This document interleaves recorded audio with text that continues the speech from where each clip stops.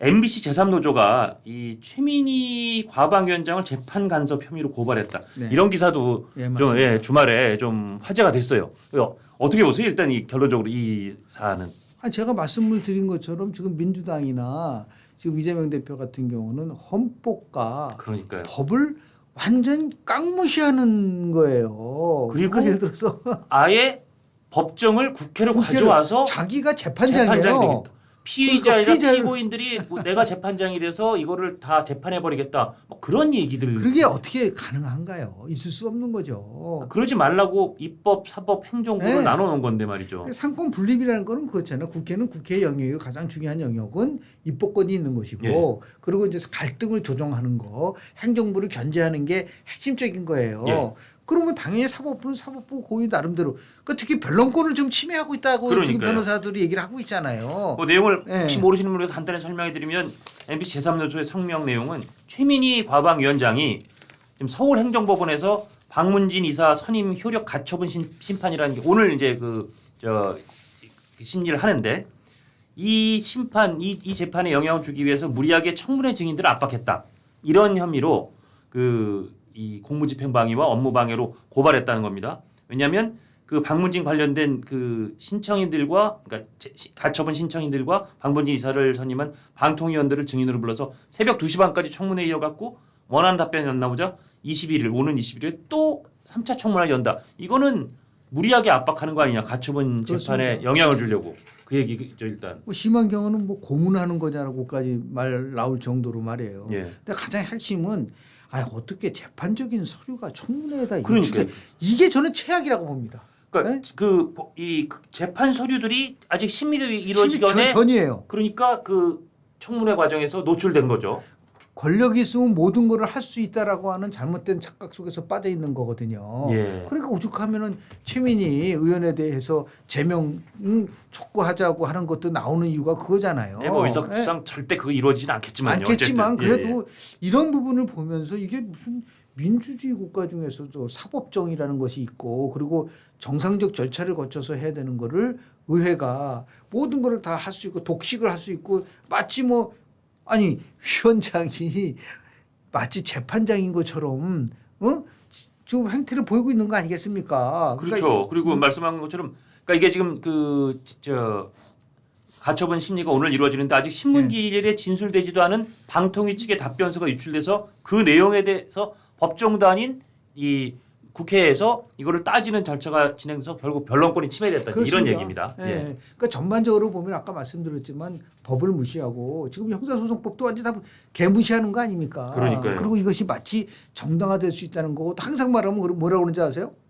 자기네는 국회법에 따라서 자기네들이 법을 어기면서 예. 국회 법을 할 때는 또 유리하게 그걸 우리가 편의주의적으로 그 법을 적용시키는 거가 있거든요. 예. 법은 모든 사람 앞에 평등해야 되고 예. 법이 주는 원칙 같은 건 지켜야 되지 않습니까? 그렇죠. 그러니까 이런 것들을 수시로 파괴하면서 뭐 민주주의가 어떻고 뭐 더 나가서 지금 얘기하는 자신들이 새로운 나라를 만들겠다 얘기를 하는데 예. 저런 행태를 보이면서 정말 새로운 나라가 어떤 나라일까라고 하는데 의심을 가질 수밖에 없는 예. 그리고 더 나가서 청문회라는 것이 변질됐잖아요. 예. 입법 청문회라든지 예를 들어서 뭐 정 필요하면은 나중에 국정조사 청문회를 하면 됩니다. 예. 그런데 그걸 하기도 전에 벌써 지금 검사 탄핵에 관련된 청문회를 지금 또 하려고 그러죠. 예. 그것도 대통령 그 탄핵 청원에 관련된 청문회도 하고 있고요. 그건 참 듣도 보도 못하는 전혀 참- 들어보지 예. 못했던. 그러니까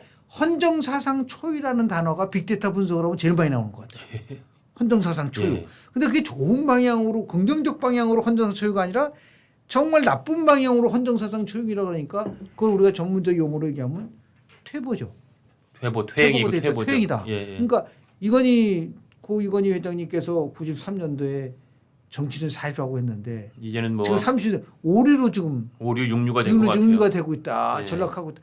이거를 지켜야 되고 이거를 바꿔야 될 사람이 지금 얘기하는 이재명 대표 아니에요. 뭔가 새로운 정치도 하고 국민에게 꿈과 희망을 준다고 얘기하는데 이거는 그대로 놔두고 말로만 무슨 뭐 민생 회복하고 국민에게 희망을 주고 먹살이 좀 얘기하니까 앞뒤가 안 맞는 거예요. 그러니까 이런 부분들에 대해서 국민들이 뭐 저는 확신해요. 다 기록합니다. 예, 기록해서 말씀하신 국민의 마음의 수첩에 국민의 기록하고 마음속에 있다는. 수첩에 기록을 하고 있기 때문에 근데 저는 이런 생각도 듭니다. 네. 이게 오늘 심리가 열리는데 심리 열리기 전에 네. 방통위 측 그 대리인. 답변서를 누구를 통해서 빼냈는지 모르지만 하여튼 그쵸. 그걸 빼서 그렇죠. 총무회장에서 이렇게 답변한다는데 그 방통위 부위원한테 이거 보셨어요? 그러면서 그다음에 이 제목도 아예 그 뭐 불법 무슨 박문진 이사 네. 이런 청문회를 선임. 예, 열어서 그다음에 그 나온 그 방통위원들이라든지 거기 나온 신청인들을 막 압박하고 네. 거기 나온 관련자들을 압박하고 그다음에 심리도 안 된 재판 관련 기록 그 답변서를 갖고 나와서 그거 갖고 압박하고 이게 우리가 재판부를 밀어보면 어디까지 밀릴까? 이거 좋은 시금석이 되겠네. 이건 저의 그냥 그렇습니다. 저만의 생각입니다. 그래서 이 부분에 왜냐면 대해서 예. 굉장히 지금 이게 그러니까 결국 10월달에 예. 이재명 대표의 판결이라는 제일 중요한 사법 절차가 남아 있는데 그렇습니다. 검사들은 한번 탄핵이란 걸로 한번 밀어보니까 검사들 탄핵이란 걸로 한번 이렇게 겁박을 줘보니까 어떤 결과가 나타나는지 한번 테스트해보고 판사들은 재판부는 내가 이 정도 밀면 답변서 미리 빼고 불법이라는 걸로 국회 청문 한번 하면 어떤 결과를 낼까? 아유, 이게 저는 통할까? 역풍을 혹시 안 부나? 그거를 좀 혹시 테스트해보는 건 아닐까? 저는 개인적으로 그런 생각도 듭니다. 우리 이제 판결이 어떻게 나올지는 뭐 예단하기 어렵지만 그래도 강직한 판사분들이 있지 않겠습니까? 누가 보더라도 아까 얘기하는 사법의 정치화를 되게 혐오하고 예. 정말 재판의 독립성이라는 게 보장된 상황인 거고 자기는 소신에 따라서 하는 거지. 이제 외압을 통해서 이렇게 한다고 하면은 그 정말 슬픈 얘기인데 이 얘기를 하면은 또 이런 또 즉 일각에서는 그래. 아유 좀 뭐 그 좋은 얘기지만 현실적으로는 그렇지 않습니다라고 얘기하는 분들도 있어요. 예, 예.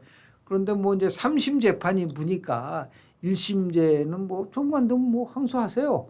라든지 할 수밖에 없는 그런 구조도 돼 있기 때문에 정말 어떤 결과가 나올지 그 결과에 따라서 그 파장은 굉장히 클 거라고 좀 봐요. 그렇죠. 위축될 수밖에 없는 상황이 오니까 계속해서. 맞습니다.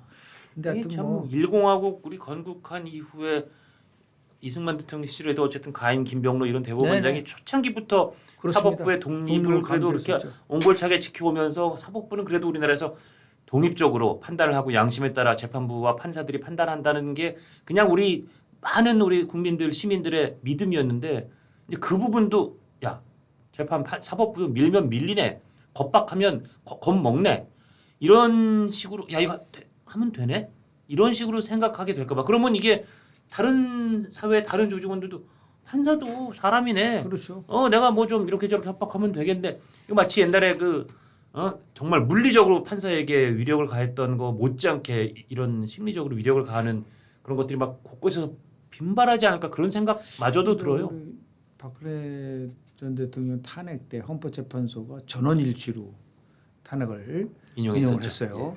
그때 이런 말을 누군가 하더라고요. 헌법재판소도 실제로 뭐 심리를 다 했겠지만 여론을 의식할 수밖에 없다라는 예. 얘기를 한 것처럼 뭐 재판관도 이제 그런 여론이라든지 등을 나름대로 고민하겠지만 그러면 안 되죠. 그래도 그거는 헌재는 그래도 그나마 네. 그 기구의 속성상 여론을 어느 정도 감안할 수밖에 없지만 사실 사법부는 그렇습니다. 여론의 좌지우지 되면 원칙적으로 안 되는 다 거죠. 무너지는 거죠. 안 근데 그래도 다만 무너지는 이제 미국은 보면 이제 9.11 테러 이전과 이후에 미국이 다르다라는 얘기를 많이 하거든요. 예. 저는 이렇게 쭉 과정을 보면서 문재인 정부 시절에 김명수 대법원장 체제 이전과 이후가 사법부가 굉장히 다른 것 같아요.